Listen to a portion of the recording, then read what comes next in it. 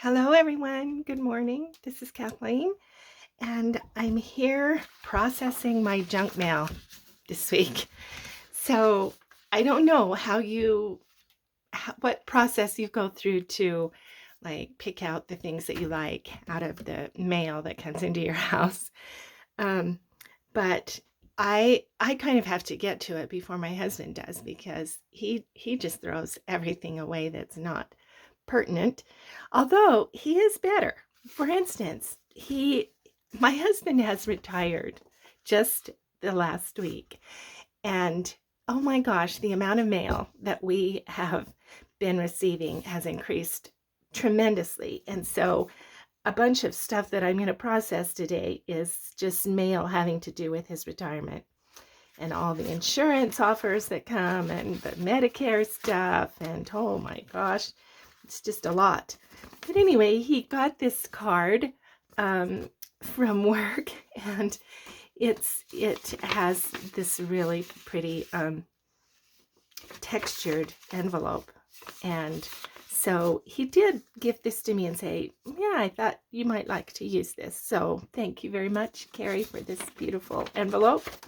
And I will probably emboss that and then rip it and use it in my collage or on digitals to, kind of detail them a little bit.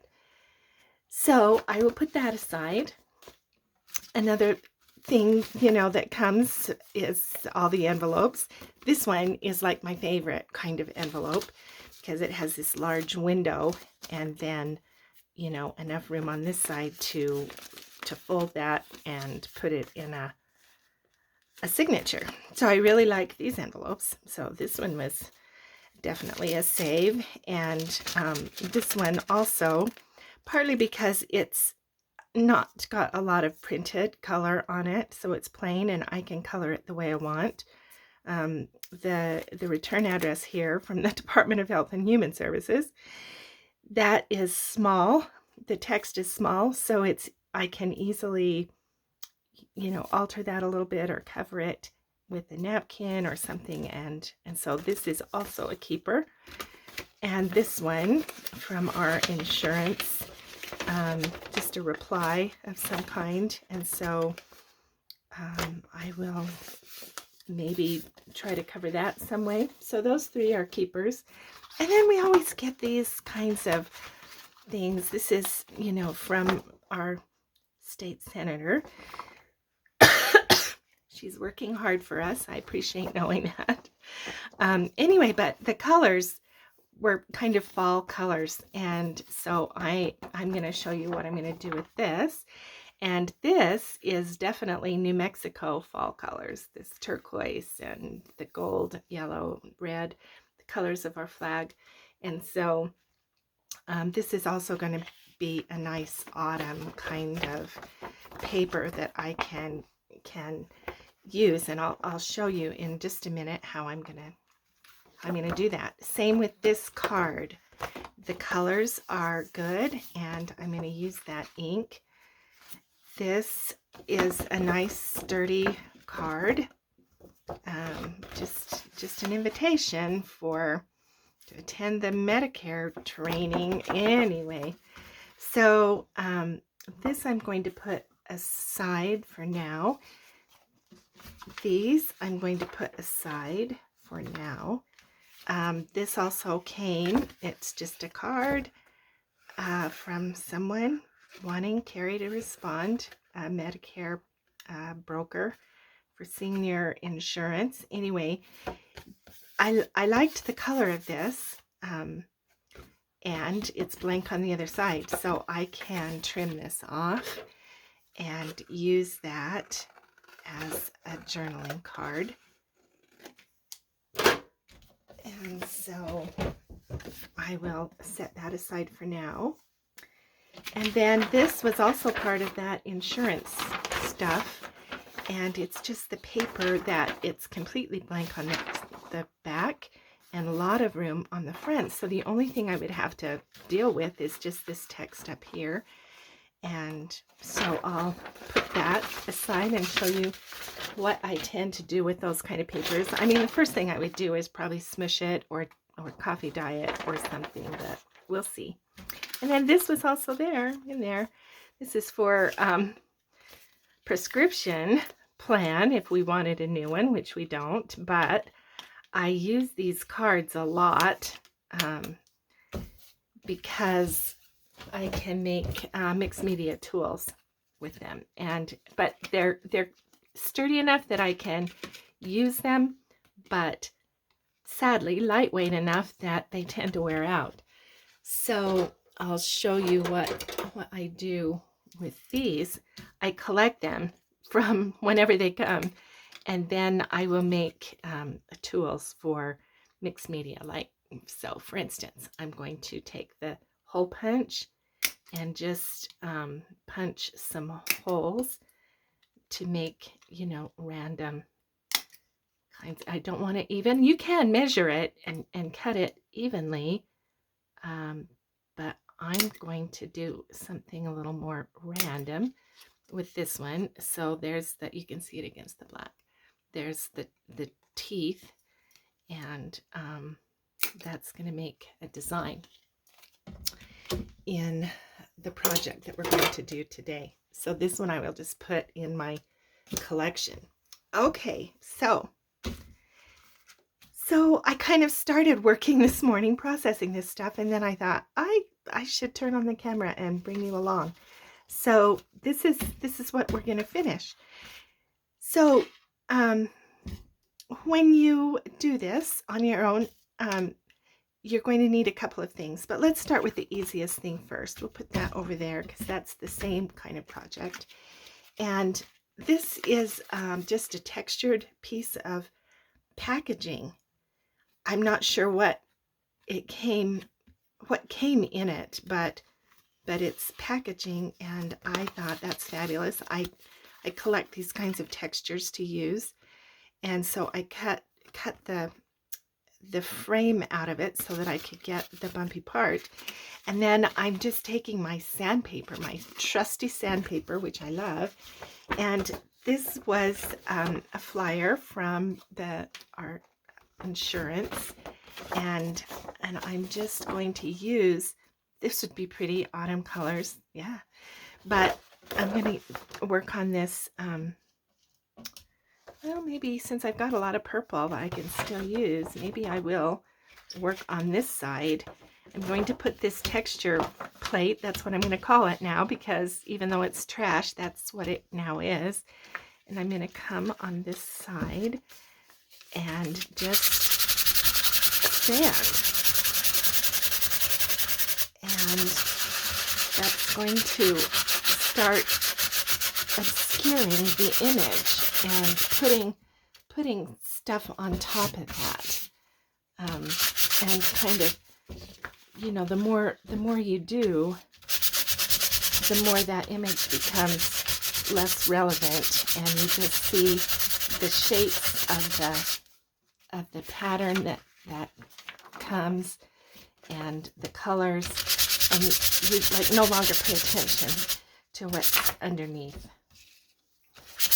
And this makes really great collage fodder. And I will use this on one of those other pieces a little later, and then use some paint and other things. I'll show you what we're going to do. So I'm going to tear that off and put that aside. And now what I need is what we call a tack cloth. So it's just a damp cloth, and then that'll kind of clean up the dust.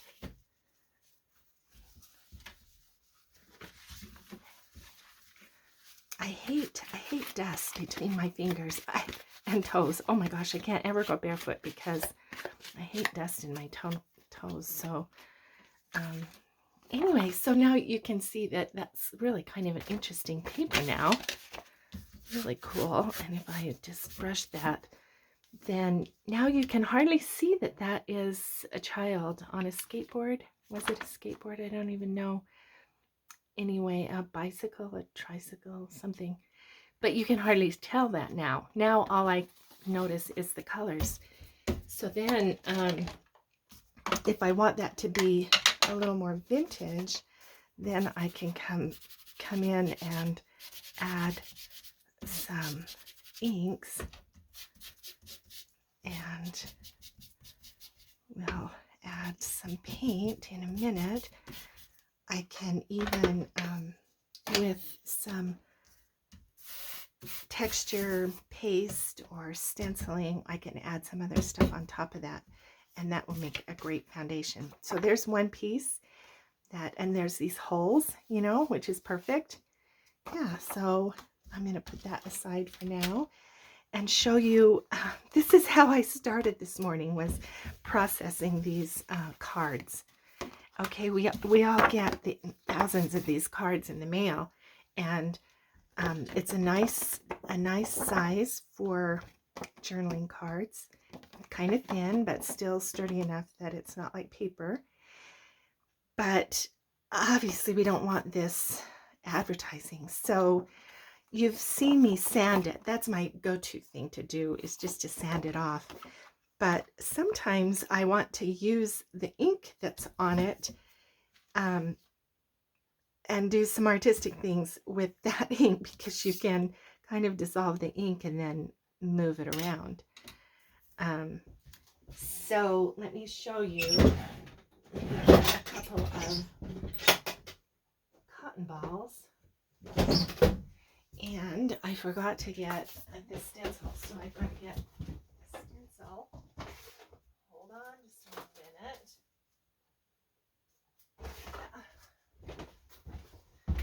Okay, so I'm going to use a couple of these stencils. So I started on this one, and you can see what happens. I'm using just regular nail polish remover, but this is actually acetone. It has some water in it. It has some propylene carbonate and dimethyl glutarate, some other things that they put in it to make it, you know, easier on your fingers, I think. So I guess I should do the disclaimer that whenever you're using chemicals in your art studio, you know, you can wear gloves. You should have the window open, or wear a mask, or, you know, stay safe, be smart with these kinds of things. But I don't worry too much, certainly not for a short amount of time, if I'm using this acetone. So I'm going to take acetone and put that on a cotton ball, and then it just, you can see that it just dissolves the ink. So you can come along and just make the ink go away. It picks it up on the ball, and then you can kind of move it around in other places, and you can take as much or as little. This was very bright when I started, and then I just have dissolved that ink. You can take it right down to the white if you want, which I have done over here. I've gotten rid of the address. I've left some of the text because I kind of want to use that. But if I don't want this blue color, I can just take that off. It's like an eraser. Now see, that blue is on that cotton ball. So I kind of am going to leave this because that's as much as I'm going to process this one for now. But let me show you what else you can do. So here's this one. Let me show you what this does, first of all, on the back. So here's our address. I'm just going to rub. And I have to warn you that, you know, not all ink is equal. The colors seem to move way more than the printed, like the addresses. But you just keep kind of working at it, and it goes away. And if it doesn't go completely away, then at least it recedes, so that it's no longer recognizable, right? And then sometimes you have to keep changing the pad, because it gets saturated, and then it doesn't do anything. So here we go. See, some of that is just going away. And then I think I need a new pad.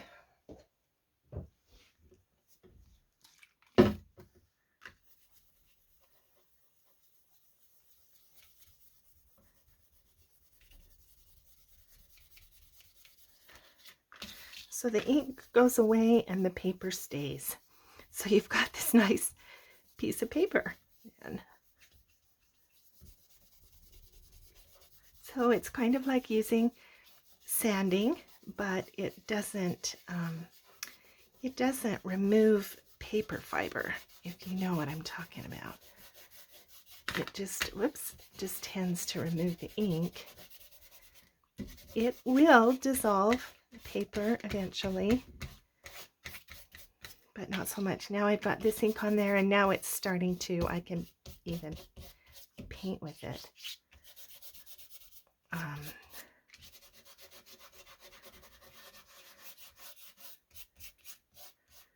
But that's quite a change, you know, from what it was. So let me show you, I'm going to use this one. I suspect that this ink is going to be more volatile. Nope, it's not. Sometimes you never know what the ink is going to be like. But I do know that I have to change the,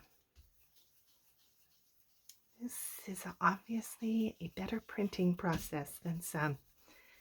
So she wanted that ink to last. So I will have to do something different with this, because this is not dissolving, this ink. A little bit, but by the time I get down there, it would be difficult. So I'm going to, let's finish this one. Let's see if I can do it with this stencil, because I kind of wanted to show you how with some ink that is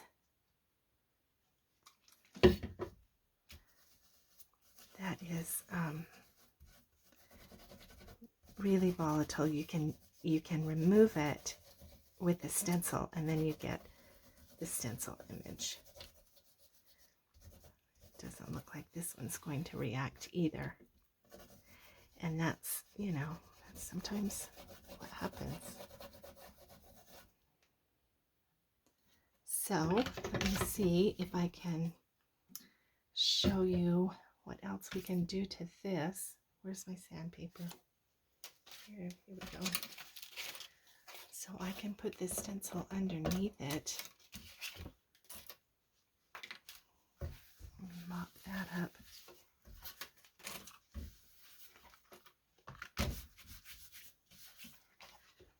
I can put the stencil underneath it and the sandpaper on top, and get the design. Oh, I've softened that paper now.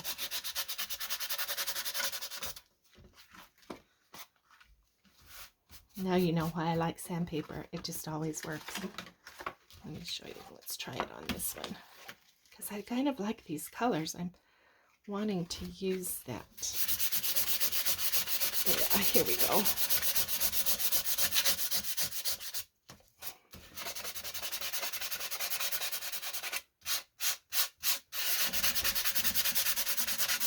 So now I'm getting the design of the stencil in like a frottage.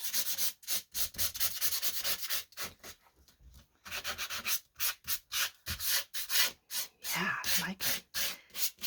So I could continue to work on that a little bit with some paint or ink, and that's made kind of a pretty pattern paper for, you know, just for free. So there's two actually really nice papers. Happy about that. Let's see what this blue is going to look like. Doing the same thing.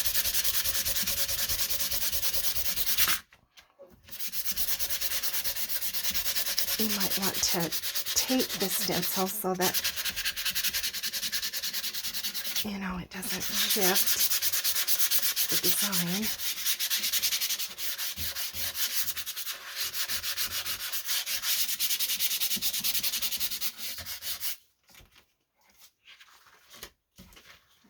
I need something behind this so that I don't sand my glass mat.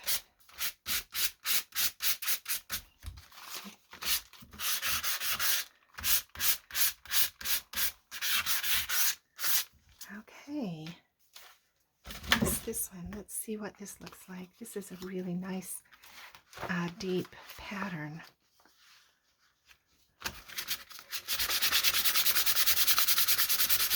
I'm not getting the pattern. It's obviously an uneven pattern, so which is why I'm getting the holes in the paper, which I like, but yeah, it's different. It's different than an even pattern. All right, let me clean this up. Okay, let me show you some paint because we're already at, oh my gosh, 21 minutes. So let me finish a couple of these things off. And okay, so this and this one. Let's see what we can do with some paint. We'll put that aside for now. And I'm going to use, again, you can use this with like finger paint, or you can make homemade finger paint. I'll do a separate video about that. But let me just show you about using the glazing liquid again. So I posted the technique for making the cover, you know, with the acrylic paint and glazing liquid. And I have another video, another cover that I'm making that will post tomorrow, I think. That's scheduled because I have some things I'm going to do over the weekend to explain this new challenge that I'm going to do. So I'm just going to put a little bit of paint in that spot. Let's make another spot and one with green. So I think I mentioned in this video, the thing that glazing liquid does is it creates a transparent paint. It's like a stain. The acrylic paint then becomes like a stain, and you can move it and it becomes a little bit transparent. Okay, so let me mix that up.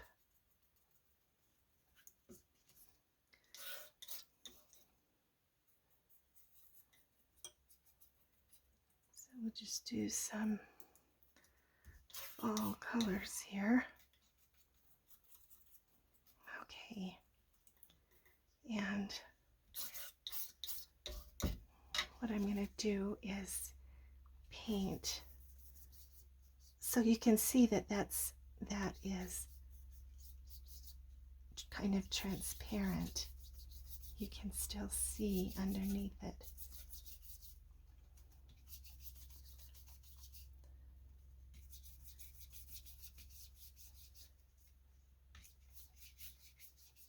And I'm just going to paint over that and leave kind of this other on there. And then I'm going to take my new tool and I'm just going to make some designs.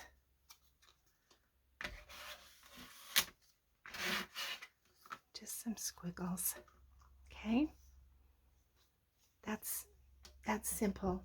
Now sometimes I can make it a little more sophisticated than that, but you know, that's going to make a nice like some kind of like a tag background. A tag background or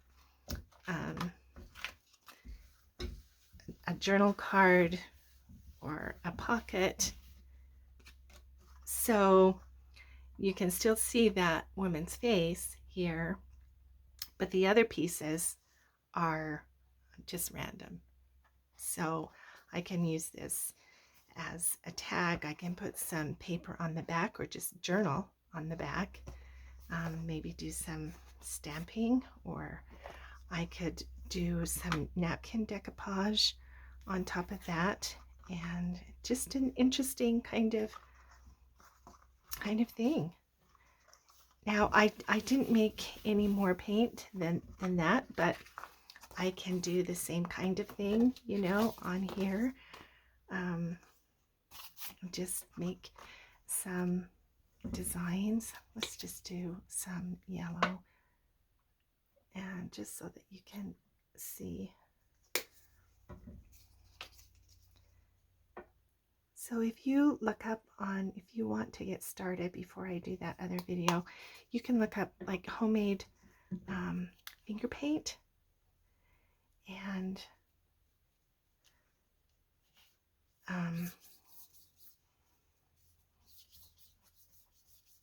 that can be that also makes a paint that you can, that is kind of transparent and can move around with a tool. And you can do all kinds of things, you know. You can write, do squiggles, and if you don't like the way it turns out, you can just, you know, paint it again. I am gonna put a little more. I want to get enough paint on there that it can actually move and create, you know, the pattern. And you just need a little color, see, because then that glazing liquid, it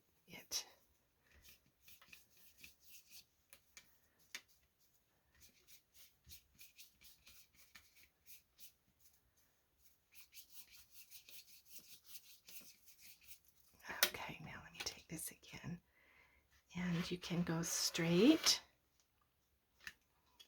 That took a little bit too much off because I don't want to see that, so I'm going to paint that back out. And the glaze, it just helps. It helps that acrylic paint doesn't dry quite as fast. So I'm just going to come along here and make some designs. Okay, so I can trim off, you know, what I don't like and leave what I do like. I could trim this down as a tag or a card and put some, I can stencil or stamp some leaves across that writing, and then it won't be quite as apparent. Put some washi tape. Anyway, there's all kinds of things I can do with this now. So thanks for being with me. That's plenty of time to show you what I'm doing with my junk mail. And I hope that's helpful and makes you want to go try this. Thanks again for spending your time with me. I always appreciate it. If you would, if this is helpful or if you like it, hit that like button, because that actually helps my channel. If you wouldn't mind doing that little favor, I'd appreciate it. And comment if you'd like. I know so many of you leave me great comments, and I appreciate the support and encouragement. We'll see you in the next video.